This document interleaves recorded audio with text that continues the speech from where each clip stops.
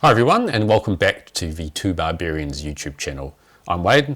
And I'm Lee. And today we're talking about a topic that's very close to our hearts, Castle Grayskull. Fortress of Mystery and Power. Very good. Bang, bang. So the reason we're doing this video is because we came across an unusual first release of the Castle Grayskull in New Zealand. I hadn't seen one before in person, have you? No. No. I know one of our friends in Auckland has come across one, and we've only seen photos of it. To actually have one in person is pretty cool. So the main significant details and differences between the two is that it's mainly the paint, right? Yeah, pretty much the paint. So it would be pretty hard to even know if you were looking at one or not. It's a bit of a deep dive to spot the differences.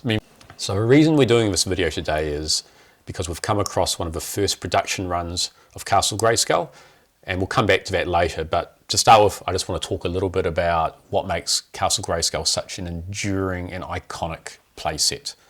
So when you think about Castle Grayskull, it doesn't take up a lot of size compared to other playsets. You think about the USS Flag from a G.I. Joe line, that's not even obtainable.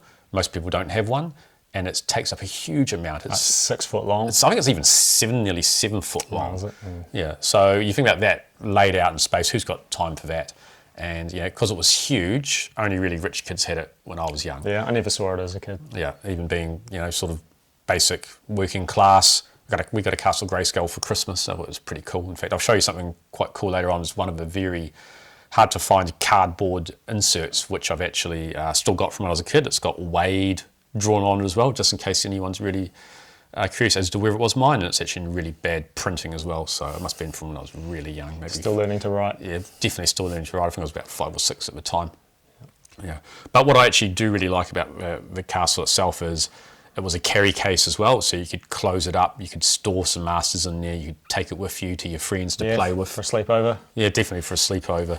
And then some of the action features on it were really cool. So the drawbridge would open up, you get the little sword, pop it in, draw it open, and someone could be on the other side and pop out with Skeletor or He-Man or whoever. And a cool thing about that is if with the original storyline of having the two halves of the power sword combine. Yeah. So then you've got He-Man and Skeletor, combine them, slip it into the door, open and up, you get access to Castle Grayskull. Yeah, yeah. And that was a fun part about it.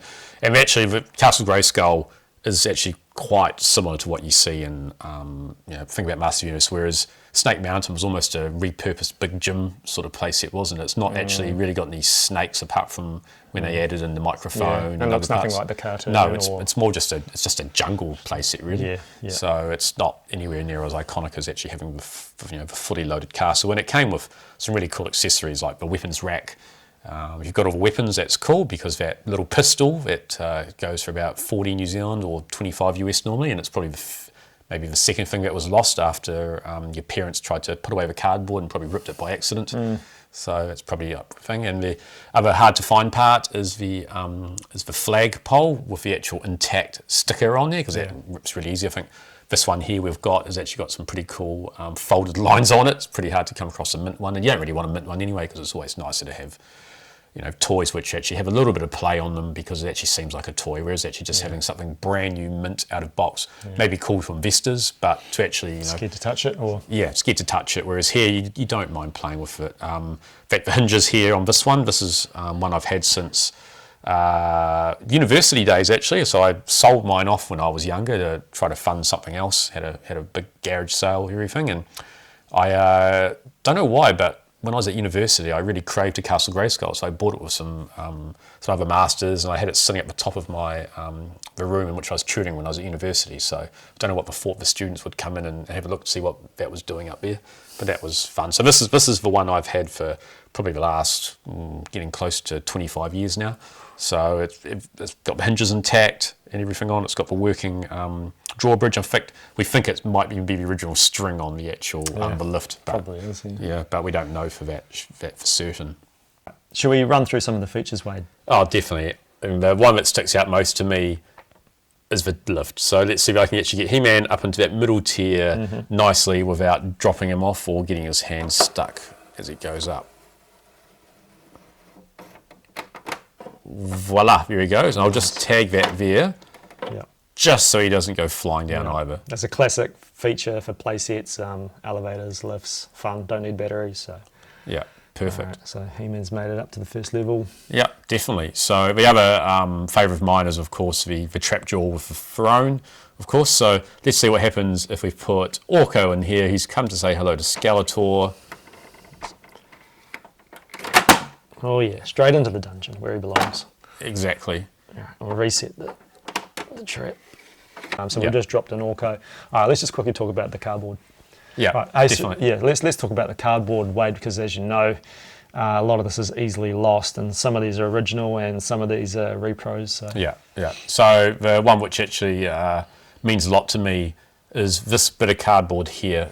The actual spacesuit is from when I was actually young. As you can see there, it's got Wade written on it, and it's complete with watermarks as well. So how did you manage to hold on to that? I think I kept it in a book as a bookmark in one of my old Doctor Who books. So it stayed here as a bookmark. I came across it, couldn't quite remember what it was until I saw this bit here, which obviously is the repainted Webster rifle / Grayskull rifle. That's where I instantly thought, oh, this is actually Castle Grayskull. It's not the first time I've come across these things. I remember I came across Miles Mayhem's mask in my Lego box, thinking a long time ago it was actually a Lego fisherman's helmet or a deep dive helmet. So it's not the first time I've misplaced something from when I was young and come across it. You're lucky, because I feel like a lot of people have some stuff and then the rest just, there's nothing from their childhood. Hence we recollect it all. Yeah, that's right. And the actual, the whole weapons rack itself is pretty cool. So and a few of these weapons were remolded in different colours for future figures. So we'll run through a few, shall we? Yeah, definitely. The one which doesn't stand out to me being reused for anything is this. No. Is that long axe wasn't really used for anything either, and this little pistol, which actually that goes for a lot of money because it's so easily lost. That was never repurposed as anything else. I mean, you could have had Rio Blast holding a couple of his pistols or something like that later on down the line, but that was never actually reused either. I'd say 99.9% of all castles out there don't have that. It's been sucked up with a vacuum long ago, so it's very cool that you've got one now. And the sword was never reused either. Weapons pack, made it into a weapons pack. Yeah, that's right. I've got about 15 of those grey ones lying around somewhere over time. Yeah. Obviously, this here was modified and used for buzz-offs. Yeah. This here was reused for Webster. It was painted. Sorry, it was actually moulded in an orange, beautiful orange. The mace was in green, which for Clawful, and as well as grey in the weapons pack. And also don't forget Mossman in brown. Oh yeah, sorry, Mossman in brown. Yeah, of course, he's the most obvious one. The shield is redone in blue for Stinkor. And in fact, you still don't have the middle part for your Stinkor shield, do you? That's one of Lee's embarrassing stories. I've got my own collection of stories as well. Like that time I realised I didn't actually own a faker after I think I owned a faker for 10 years. But anyway, we'll come back to that. Sacrilege. Anyway, you've missed the most important one because once again, this one here was remoulded, and if you've got the figure and you've got that remoulded weapon, and there's two versions, you're very lucky. There's the bright green one, which I've got, and then there's the glow in the dark one, which is the I think it's a European exclusive, wasn't it? For Scareglow. Yeah.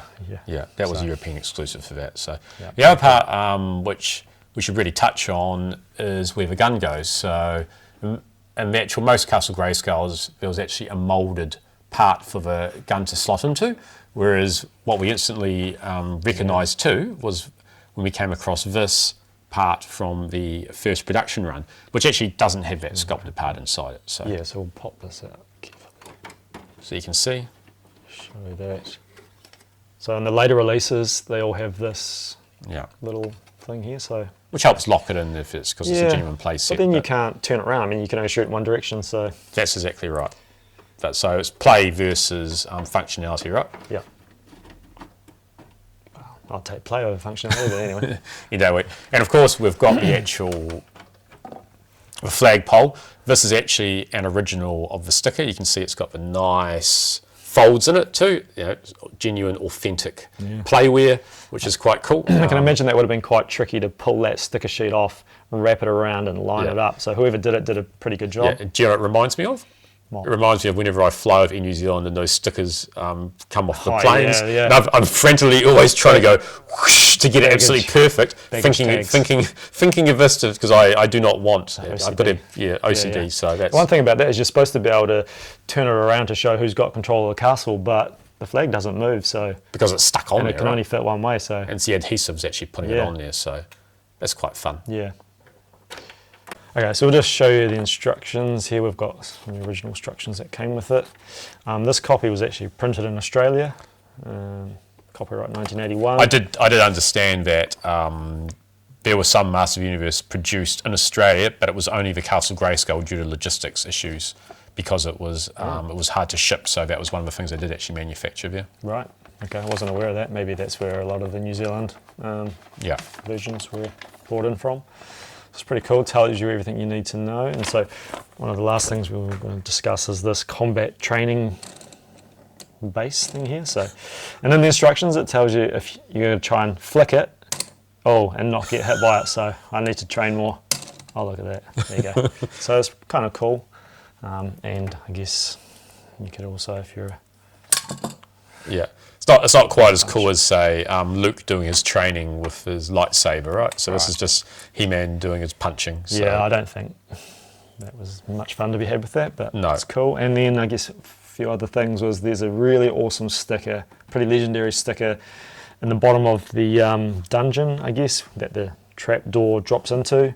Some brilliant detail on that, so I'll show you a close-up of that now. And I've also seen recently that it's been made into a floor rug. Floor rug of the exact original thing. Which is quite cool. And one thing about that is because it's so iconic, there's a lot going on with it. A lot of guys, talented people have 3D sculpted them, actually physically sculpted and 3D sculpted them, so you can get a 3D print of that if you wanted to get one painted up, put it in the bottom just to improve the look of it. And here we've actually got the two Castle Grayskulls side by side. So this one here is the first production run. As you can see here, the paint is very green around the doors. Yeah. And there's actually, the spray on this is darker as well. This one here is actually quite a bit lighter when you see it. Yeah, and it's not painted through there like that one. Even though these were hand painted, so there's a lot of variations.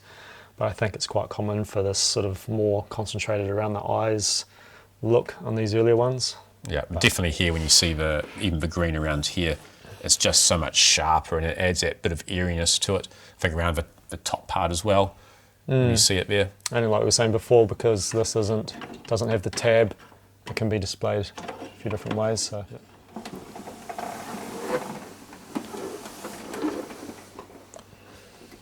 So here you can actually see the backs, and again that's quite different too. This is a very dull green here. Yeah. This here is actually very sharp. It's a beautiful sort of slimy green, isn't it? I think I prefer it. I mean, it's not as grim and dark, but I think it sort of stands out more on a shelf. Yeah. I don't know why the reasons for changing it. Maybe cost cutting or just who knows. You know, different factories all over the world produce different looking variants. So yeah. Even you see up here, this has got some black here. This bit here has got no paint on it at all. Yeah. And we thought while we're actually talking about the original Castle Grayskull, let's go for a trip down memory lane and look at the previous Castle Grayskulls that have been released up to today. We will finish off with the Origins one, but we'll next move on to the Masters of the Universe 2000 X line, lack of a better word, I think it was about 2002 when they put it out. This is the Castle Grayskull. As we just see here, we have some quite cool... It's got batteries, isn't that exciting? Batteries, yep. Sounds, lights. Yeah, so this is the hyper stylized version of Masters of the Universe. So that was all set up by the Four Horsemen, very styled, sort of manga, anime styled. Not everyone liked it at the time, did they? No, but I thought it was a good, what's the word, reimagining. Yeah. Yeah, and the same, everything was stylized with the swords, the characters. The cartoon was actually pretty good. Yeah, I really liked the cartoon. The comics were excellent as well. It was a shame they stopped early. In fact, distribution for them under the MV Creations, but that was hard. I remember trying to finish off the set and just couldn't bloody import them because there was some funny distribution agreement they had. They could get them in America, but not outside of that. But so caught up on those later on. I think one of my favourite Master of the Universe comic moments is actually in the Icons of Evil and the Trapjaw session with great series, with Cronus, and that's actually written by Robert Kirkman, Walking Dead, and drawn by Carlo Pagulayan. So that's a fantastic series. And the iconic moment, we'll just show you in a minute, but the iconic moment is when, near the end of the story, Skeletor punches off Cronus's jaw and you see the jaw shatter. Yeah. And that's where the whole trap jaw And he gets rebuilt his trap jaw, so it's got an actual really cool origin for him, very sort of adult themed. Yeah, actually rebuilt by Triclops, I think. Sorry, Triclops. Yeah, rebuilt by Triclops to become Trapjaw. Yeah. So that's really cool. But anyway, so let's actually take a look at some of these features. So, some of the actual cool features on this one, but you can actually set an alarm on it, right? Yeah. So if someone actually wandered into Castle Grayskull, it had an alarm, which is really weird that Castle Grayskull needs a car alarm. But to turn that on, you essentially press the button here.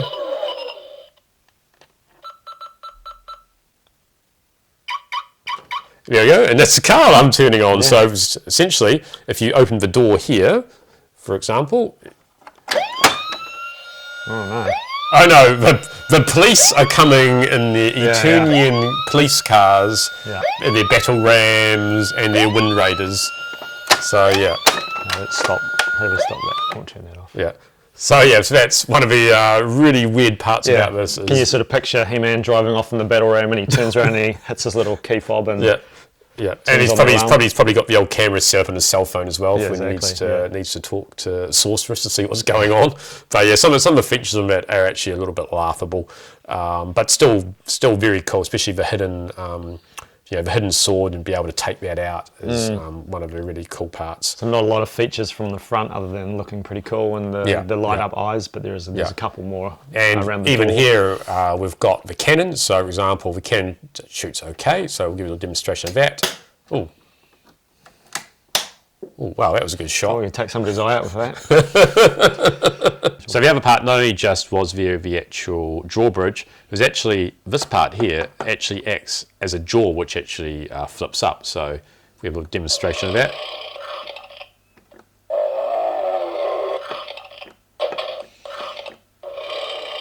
And we can confirm the batteries are actually in at the moment. That's cool. There's some other cool lighting effects, so let's have a little go at those.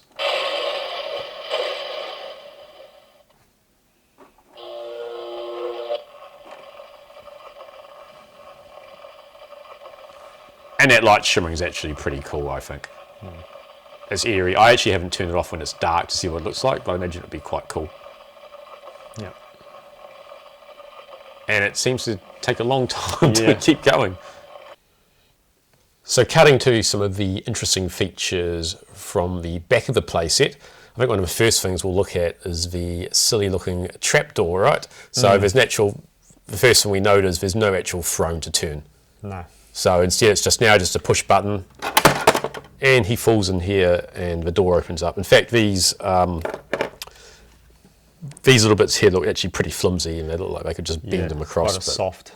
Yeah, very, very soft Probably plastic. a safety thing with them being pointed. They can't make them too hard or some kid will hurt themselves. There's actually quite a big room in here. You could probably fit about 5 or 6 of the figures in here. There's certain improvements like actually having a proper caged-in dungeon and the shackles. It's pretty cool. So I guess if they're trapped here, they press this button.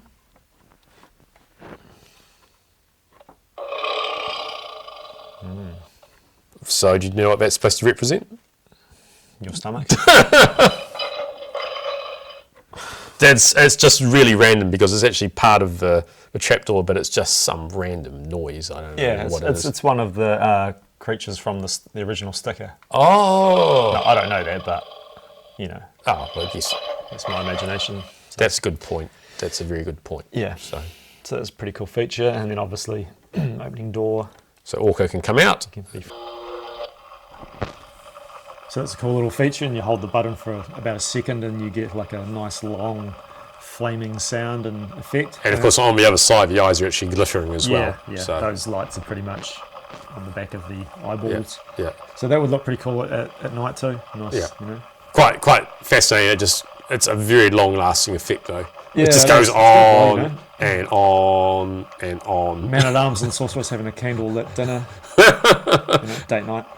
That's exactly right. So actually, you have any look at this now, because you sold yours a long time ago, right? Yeah, kind of regretting it after having a little play with yours, but Yeah. So which version did you have? Did you have the first chip version, or this is actually the second version? I believe I had the second version. I did have one figure with a chip, and it didn't work. But I think it was this version. Yeah. Because a lot of these features that we've just shown, they're now accessible via the buttons, and I think if you had the chip, you actually had to get the chip to activate them. Yeah. So a lot of stuff, if the chip wasn't working, it was almost like you were locked out from seeing all the cool Yeah. sounds. And there's actually a key as well, right? There was some type of golden key that came with the first one. Oh, is there? Oh, okay. Yeah, there is. I saw photos of it, so I don't know. I do know that I think the chromed sword in there, yours is gold. Yeah. I think that means it's version 2. I think on the first version it's chrome, so it's like a silver chrome. So I know that's one difference. And when we're looking online to do a little bit of research, there is a third version as well that's in a green. Yeah, it's a snake men thing one, wasn't it? Yeah. So,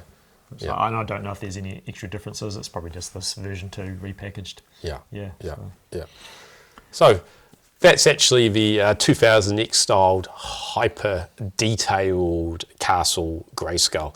So actually we want to talk about 2 other Castle Grayskulls that came out. So we're actually going to do a part 2 on that. So everyone, thanks again for watching, and don't forget to hit that like and subscribe button, and we look forward to seeing you for our part 2.